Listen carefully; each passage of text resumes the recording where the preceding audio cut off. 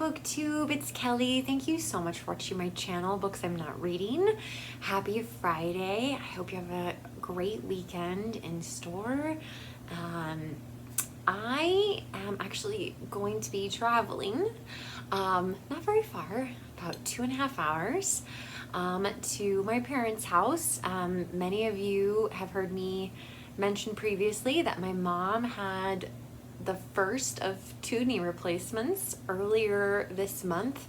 She is doing very, very well, and so thank you guys all so much for your kind comments and positive thoughts for her. But we had a little rough patch where she's texting me like just random letters. So at the beginning it was a little rough. But anyway, so I'm gonna spend this next week trying to help her forget about the pain in her knee and trying to distract her, and hopefully lots of time for visiting. But I also have to work for 40 hours remotely, which I've never done that before. So I'm curious to see what that's gonna be like. My parents do watch a movie almost every single night, and so I'm hoping like I can just not like, because they've made me watch some really terrible films, so I'm hoping I can ease out of that and say, oh, I have to go to work. But anyway, so first things first is the bag. This is my Bookish Cats bag that I just got on my recent trip to see Gina. Now, for some of you, snacks are more important than the books. Can you see how full my library card is? It's out of control. Oh my God. Yeah. Okay. So, and none of these are like sponsors or anything like that. I asked Jason to get me some snacks. This is what he came up with. So I have a good sized bag of Chex Mix. I have some Red Vine licorice. Like I said, Jason got these for me. And then this third one. Ooh, look at this. Overjoyed Extreme Moose Tracks Indulgent Trail Mix. Peanuts, fudge bits, chocolate covered almonds, and pretzels. So like the pretzels are the only normal part of but anyway, so my mom lost weight in preparation for her surgery, and so she told me there is absolutely nothing to snack on in the house. So I'm like, okay, well, just in case, I might need a little something sweet there. Now, my parents have plenty of tea, but I don't know. I want my own tea. I want my own tea with me. So I'm gonna bring my Pride and Prejudice tea, and that's what I'm drinking tonight. Actually, it's a chamomile tea. So lovely, and it makes me think of a lovely person, so that's always good. I'm gonna get some Z's. I don't always sleep super well at my parents' house. The bed, the mattress probably should have been replaced some time ago. And then of course I am going to bring my Tulsi Sweet Rose Tea. I've already gone through 1 box of this. I bought 2 boxes when I went to see Gina because I was just going crazy for it. And then Jason bought me like, I don't know if it's a case or what, but it's 6 boxes of this. So so this is box number 7. But anyway, I want my mom to try it too, and I think that would be fun to have like a little tea chat with my mom and just talk about some other things. So, okay, so then we get into the books. I'm still reading London Rules by Mick Herron. This is part of the Slough House, or you may be more familiar with it as the Slow Horses series. It's also an Apple TV series, and the new season, or whatever you want to call it, is coming out later this month, and it is based on this book, but the books and the shows are usually pretty different. So anyway, I'm really liking this one. It's much better than the one that came before it, which is Spook Street. So okay, so again, I do actually have to work while I'm at my parents' house, and I asked my boss if I could take a book for professional development, like some professional development reading. I'm going to be doing a fair amount of professional development in the next week, but the book he recommended, I saw that our library had it. Great, but I didn't want to check it out because it was too soon. And of course, when I went back, it was checked out. And then I called this week, and that person should have turned it in, but as there are no library fines at our library, it's, yeah, like, they just can get to turn it in whenever.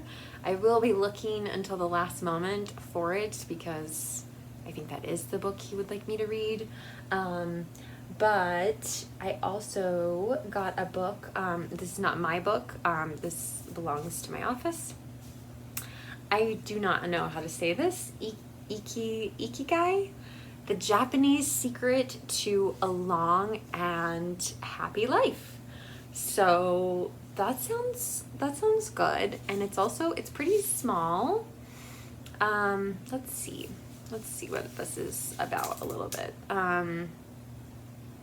According to the Japanese, everyone has an ikigai, a reason for living, and according to the residents of the Japanese village with the world's longest living people, finding it is the key to a happier and longer life. The place where passion, mission, vocation, and profession intersects. So it is kind of a professional development book, but anyway, I'm not opposed to reading it. It's not, it's not 40 hours of reading, which is fine. But anyway, so I do have to take at least one book for work. In addition to, I really don't think by the time I get on the road, I will be done with London Rules. So it's coming with me as well. But then there were a bunch of shorties that I wanted to take. So I wanted to take The Glory Tent by William Barrett. I got this on most of these I got on my recent trip to see Gina Stanier from Gina Stanier Books. And this is it's still about this same character in Lilies of the Field, Homer Smith. And yeah, it's super tiny. I did not even know this book existed, so I was super excited to see it next to Lilies of the Field, and which is just such a fantastic book and film. Like, really, it's really worth, if you come across it, you should definitely read or watch it. But it's so short. I just feel like I cannot finish this book, right? I also wanted to take, okay, so I have owned this book for a while, but it's been a while. It's been a fair amount of time since I've read it, and this is 84 Charing Cross Road by Helene, Hanff. Yeah, a 20-year correspondent between an American writer and a British bookseller. And in my family, reading 84 Charing Cross Road is required reading. My grandmother used to keep multiple copies of it, and if she met someone who did not have it, she would give them a copy of the book. So it's has a lot of sentimental attachment to it, and I don't know if my mom will want me to read to her. I thought it might be relaxing for her, but anyway, so it's a familiar story, right? There's not any surprises in this story, but it's been quite a while since I've read it, and again, it's super small. But I wanted to read this one before I read the next one, which is The Duchess of Bloomsbury Street by Helene Hanff. So this is when she actually goes to England. And again, I don't know how. I did not know. And this looks like it also might be, well, they're not all letters, but they're certainly, maybe it's like a journal entry or something. It's looks exactly the same as 84 Charing Cross Road. So I would really like to read this. And then the other book that I got is called Q's Legacy. And this is about how she came to write 84 Charing Cross Road, which I think sounds just so wonderful. And again, it's tiny. These are all like super short books. I mean, this is 177 pages. Now, let's look at my little pile here, my little stack. So, do we think that I can read these in a week? I'm not sure. I'm not sure. Now, granted, when I would be reading this book, things would be very different. So, and there will be times where I'll be in the house by myself. My mother has to go to physical therapy. Yeah, so anyway, the only other thing I was thinking about taking is, of course, as you know, it is Shaketember, our month-long celebration on Booktube of all things William Shakespeare. And I got this wonderful copy of The Merchant of Venice. This is one of my fellow co-hosts' pick for Shaketember, Nicole at A Day of Small Things. She's going to be doing a discussion of The Merchant of Venice at the end of the month. And so I would really like to read this and then be able to watch her video and, yeah, just see what it is that what she thought about it, what I think about it. I have seen the film adaptation of it. I think though this like tips the scales just a little bit. And there's so many other books. Like I also thought about, this is not a shorty, but it would be fast. I also thought about bringing Runaway Jury. But I'm already reading London Rules, which is like thrillery, kind of like Runaway Jury might be. I thought about bringing Much Ado About You by Samantha Young, but I'm not sure.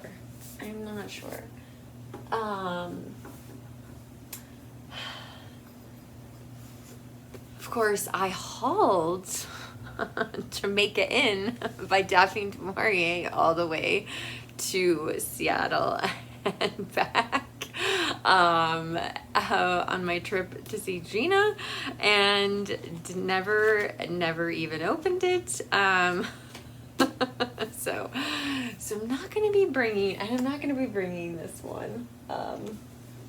Plus, I think I actually took that one from my parents' house. So anyway, so I think this and maybe this. I don't know.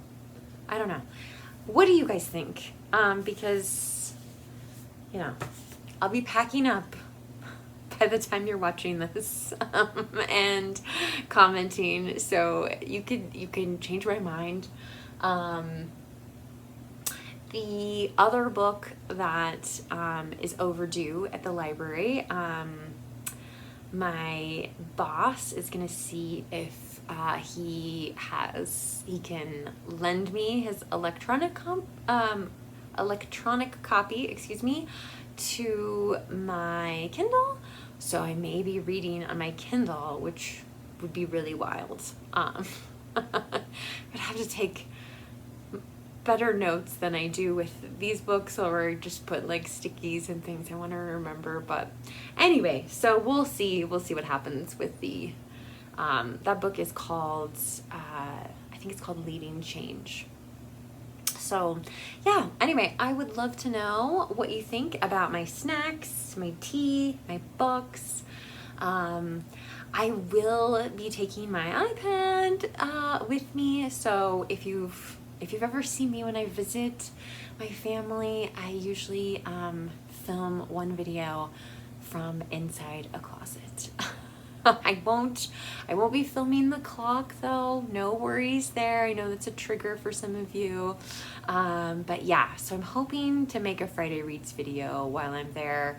I have made, of course, my Shaketember video for Saturday, and I do have a tag video for that week as well. So you should still be well stocked up on me.